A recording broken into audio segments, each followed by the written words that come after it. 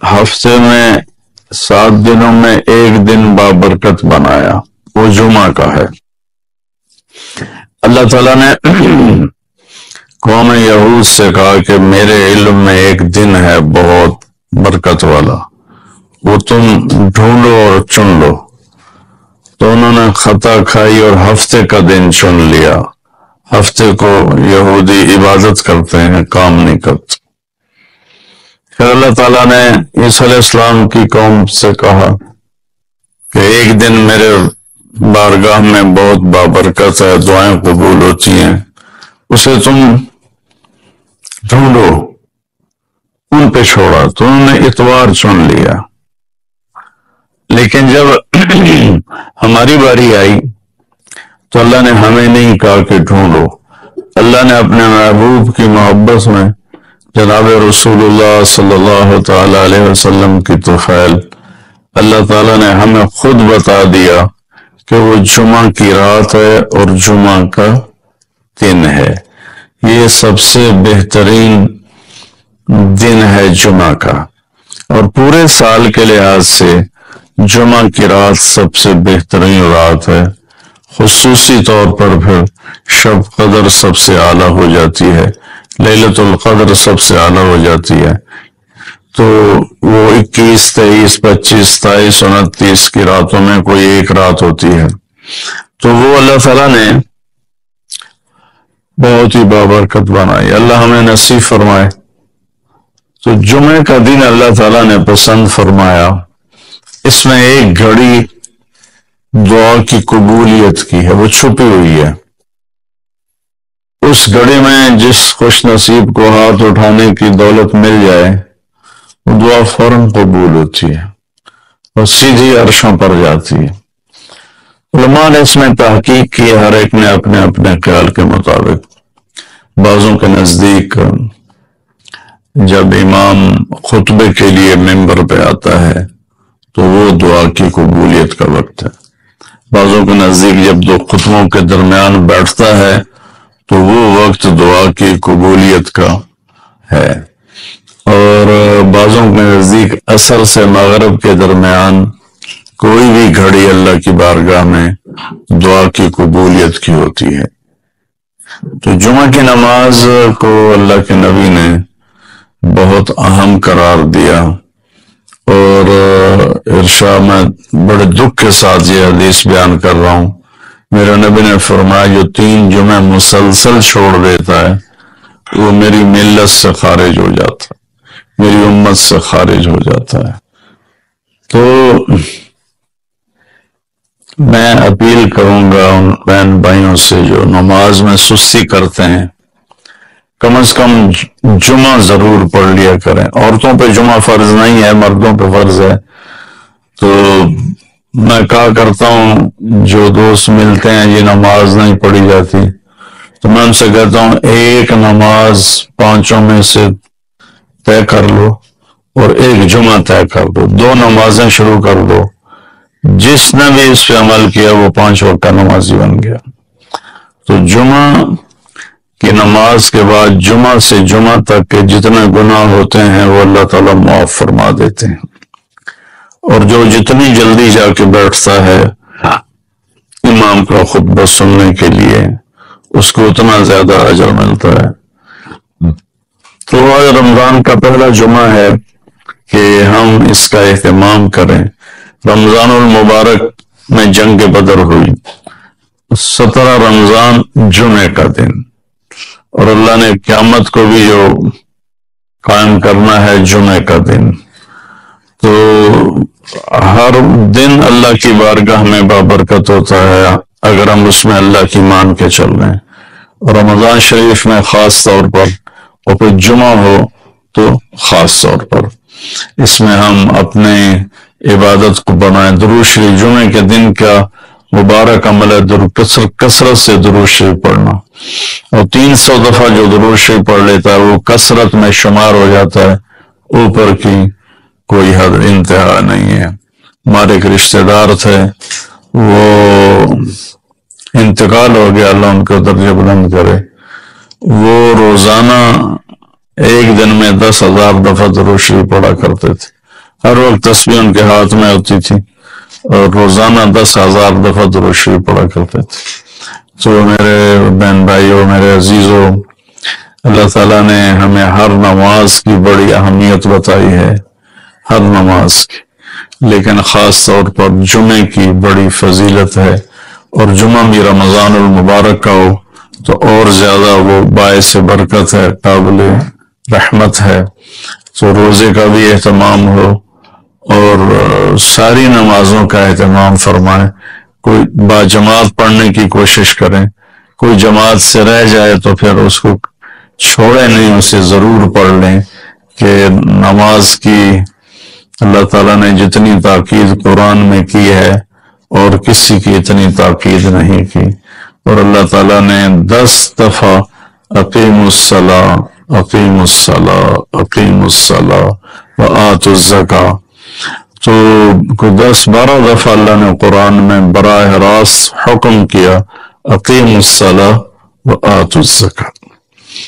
اور ادھر اللہ پاک کی رحمت کے دروازے کھلے ہوئے ہیں، اللہ کا عرش پہلے آسمان پر ہے، جنت کے دروازے کھل چکے ہیں، جہنم کے دروازے بند ہو چکے ہیں، اور میرے نبی کا فرمان ہے کہ اگر میری امت کو پتہ چل جائے رمضان کیا ہے تو تمنا کریں گے کہ سارا سال ہی رمضان ہو، اتنی اللہ کی رحمت ہوتی۔ اللہ نے فضل فرمایا، صرف 1 مہینے کے لیے ہمیں اللہ تعالیٰ نے اس کا پابند کیا۔ تو میرے بھائی بہنوں، اس مہینے کو قیمتی بناؤ، کسی سے ہم لڑے ہوئے ہم صلح کر لیں، مرنے والے سے پوچھو کہ لڑائی کا کیا نقصان ہوتا ہے، مرنے والے سے پوچھو دنیا کی دوڑ کا کیا نقصان ہوتا ہے، مرنے والے سے پوچھو ماں باپ کی نافرمانی کا کیا انجام ہوتا ہے۔ امام بخاری رحمت اللہ علیہ نے ایک واقعہ نقل کیا ہے کہ ایک گاؤں میں ایک نوجوان کو دفن کیا گیا، تو عصر کے بعد اس کی قبر پھٹتی اور وہ قبر سے نکلتا، اور اس کا چہرہ گدھے کا ہوتا تھا، اور وہ 3 دفعہ گدھے کی آواز میں آواز نکالتا تھا، پھر وہ قبر میں گرتا تھا، قبر مل جاتی تھی۔ تو لوگوں نے اس کی ماں سے پوچھا کہ یہ کیا چکر ہے؟ تو اس کی ماں نے بتایا کہ شرابی تھا، شراب پیتا تھا، تو میں اسے روکتی تھی نہ پیا کر، تو وہ آگے مجھے کہتا تو کیا گدھے کی طرح آوازیں نکالتی رہتی ہے، مجھے نہ سنایا کرو۔ تو اللہ تعالیٰ نے تھوڑا سا اس کا انجام دکھا دیا کہ ماں باپ کو اس طرح تکلیف دینے سے کیا ہوتا ہے۔ تو بھائیو، ایک تو ہم نماز کو زندہ کریں، میرے نبی نے کہا جعلت قرۃ عینی فی الصلاۃ، نماز روزے سے بڑا فرض ہے، میری آنکھوں کی ٹھنڈک نماز میں ہے۔ اور جب آپ دنیا سے تشریف لے جا رہے تھے تو آپ نے پورے دین کو 2 لفظوں میں بیان کیا، ایک ہے حقوق اللہ، ایک ہے حقوق العباد، اور ایک ہے بندگی اور ایک ہے معاشرت۔ تو آپ نے فرمایا الصلاۃ، جب آپ دنیا سے تشریف لے جا رہے تھے آپ نے حضرت ام عائشہ رضی اللہ عنہا علیہ السلام کے سینے پر سر رکھا ہوا تھا اس طرح کر کے ایسے، اور ام عائشہ نے آپ کو سہارا دیا ہوا تھا، اپنے سینے پر لٹایا ہوا تھا۔ تو آپ فرما رہے تھے الصلاۃ وما ملکت ایمانکم، میری امت ایک نماز نہ چھوڑنا، اور ایک میری امت کے غریب طبقے پر رحم کرنا، ان کے ساتھ آسانی کا سلوک کرنا، ان پر سختی نہ کرنا، ان سے نرمی کا سلوک رکھنا۔ پھر الصلاۃ وما ملکت ایمانکم، نماز نہ چھوڑنا، نماز نہ چھوڑنا، نماز نہ چھوڑنا، اور آخری الفاظ بھی یہی تھے الصلاۃ الصلاۃ الصلاۃ، نماز نماز نماز۔ پھر فرمایا اللہم الرفیق الاعلی، اللہ نے زکوٰۃ فرض کی ہے تو زکوٰۃ نکالو۔ اب تو اتنے حالات ہیں کہ متوسط طبقہ بھی زکوٰۃ کا مستحق ہے، اپنی زکوٰۃ سے بڑھ کے نکالو، کیونکہ زکوٰۃ دینے والا بخیلوں سے تو نکل جاتا ہے، لیکن سخیوں میں داخلہ اس سے اوپر کرے گا تو ہوتا ہے۔ 2,500 دے دیا نا 1 لاکھ میں سے، تو باپ پہ بخیل کا لیبل نہیں لگے گا، لیکن سخی کا بھی نہیں لگے گا، اوپر چوانی خرچ کر دو تو ایک سٹیپ آپ آ جائیں، سخی بن کے زندگی گزارو. لوگوں پہ خرچ کرنے کا مزہ بہت ہے، جوڑنے کے مزے سے زیادہ لگانے کا مزہ ہے. جب مظلوم فریاد کرتا ہے تو آسمان کے سارے دروازے اس کے لیے کھل جاتے، اور خاص طور پر جب یتیم پر ظلم ہوتا ہے تو اللہ کا عرش کانپ اٹھتا ہے، ساتوں آسمان کانپ اٹھتے ہیں، اور اللہ عرشوں سے کہتا ہے کون ہے جس نے اس یتیم کو رلایا ہے. آج کتنے یتیموں کی جائیدادوں پہ قبضے ہو چکے ہیں، اور کتنے ان کے لیے کیس تیار ہیں کہ انہی کی ہے، یتیموں کی نہیں ہے. سویا ہوا ہے میرا اللہ، پتا ان کو نہیں پتا لگا کی ہوندہ پہ ہے. اس نے اپنے نبی کو یتیم بنا کے بھیجا تھا. ہاں میرے بھائیو بہنوں، معاملہ تو اللہ اس کے رسول کی طرف رجوع کرنے سے بنے گا. آپ عظیم پیشے سے، میرے اللہ نے آپ ہماری ریڑھ کی ہڈی معیشت نہیں، ہماری ریڑھ کی ہڈی عدل ہے. عدل، جب ریڑھ کی ہڈی ٹوٹ جائے تو وہ انسان کھڑا نہیں ہو سکتا. معیشت بھی ہو، تجارت بھی ہو، زراعت بھی ہو، سب کچھ ہو اور عدل نہ ہو تو ریڑھ کی ہڈی ٹوٹی ہے. یہ ویل چیئر پر تو چل سکتا ہے، پاؤں پہ نہیں چل سکتا. بھوک ہو، افلاس ہو، لیکن عدل قائم ہے تو یہ اپنی کمر پہ کھڑا ہوا ہے، یہ اپنے پاؤں سے چلے گا. ہمارے معاشرے کی کمر ٹوٹ چکی ہے، ہمارے معاشرے کی کمر ٹوٹ چکی ہے. میرے نبی نے کہا اتقی دعوت المظلوم. میرے نبی نے فرمایا مظلوم کی بد دعا سے بچنا، مظلوم کی بد دعا سے بچنا. اور مظلوم کہا، مظلوم ہندو، دہریہ، کافر، مومن، مسلم سب برابر، ایک برادری ہے. مظلوم ایک برادری ہے. وہ عیسائی ہے مظلوم ہے، مسلمان ہے مظلوم ہے، یہ ایک برادری ہے. مظلوم کی بد دعا، میرے نبی نے کہا اللہ اور اس کی بد دعا کے درمیان کوئی چیز رکاوٹ نہیں ہوتی مظلوم کی بد دعا سے. میرے نبی نے فرمایا بنی اسرائیل میں ایک عورت تھی، اس کا جھونپڑا تھا، بادشاہ نے محل وسیع کیا، جھونپڑا اس میں آ رہا تھا، انہیں کہا گرا دو. اما تھی نہیں، واپس آئی تو اس کا جھونپڑا ملبے کا ڈھیر تھا. وہ کہنے لگی یہ میرے گھر کو کس نے گرایا ہے؟ لوگوں نے کہا یہ بادشاہ نے حکم دیا گرا دیا ہے. تو اس نے ملبے کے ڈھیر پر یوں کہا میرے رب میں تو موجود نہیں تھی، تو موجود تھا.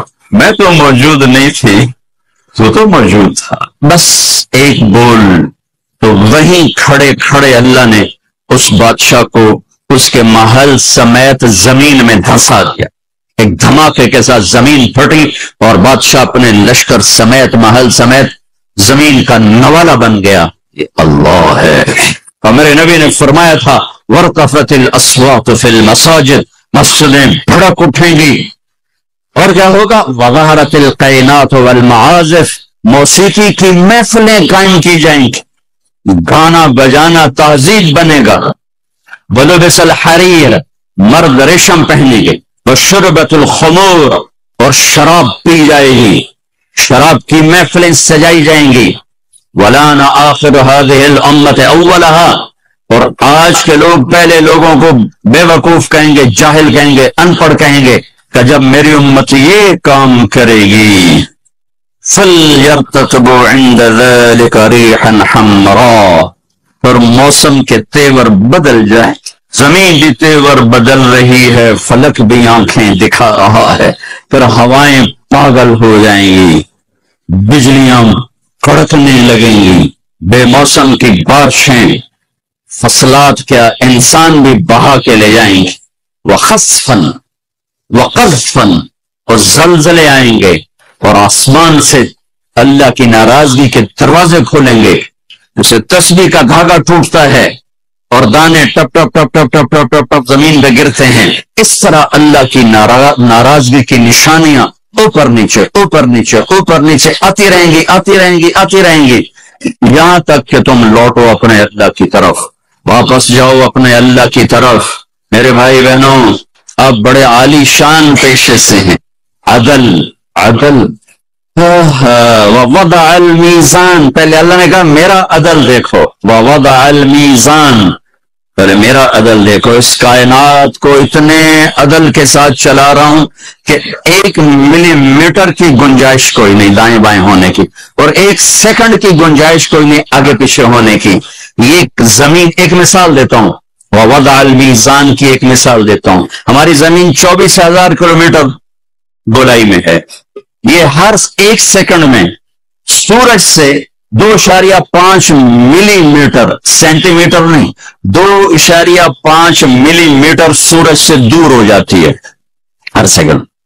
صرف 3 مائکرو میٹر کا فرق پڑ جائے، یہ 3.5 کی 2.5 کی بجائے یہ 2.8 ہو جائے، 2.8 ہو جائے، یا یہ 2.2 ہو جائے، 3 مائکرو میٹر زیادہ ہو جائے یا کم ہو جائے، تو چند ہفتوں میں یہ سارا ہمارا جو سولر سسٹم ہے یہ تباہ ہو جائے، تباہ ہو جائے.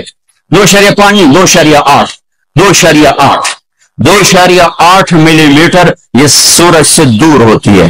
یہ 3.1 ہو جائے یا 2.5 ہو جائے تو یہ ہمارا سارا سولر سسٹم تباہ ہو جائے گا. وَوَضَعَ الْمِيزَانَ، اپنے رب کا ترازو دیکھو، اللہ تطغوا فی المیزان. اب تمہیں کہہ رہا ہوں تم بھی اپنے ترازو کو صحیح تولنا، قلم کو صحیح چلانا، فیصلوں کو صحیح کرنا، ورنہ جیسے زمین ذرا سا ادھر ادھر ہو تو کائنات تباہ ہو جائے گی. جب تم عدل کے ترازو سے ذرا ادھر ادھر ہو گئے تو سارا معاشرہ تباہ و برباد ہو جائے گی.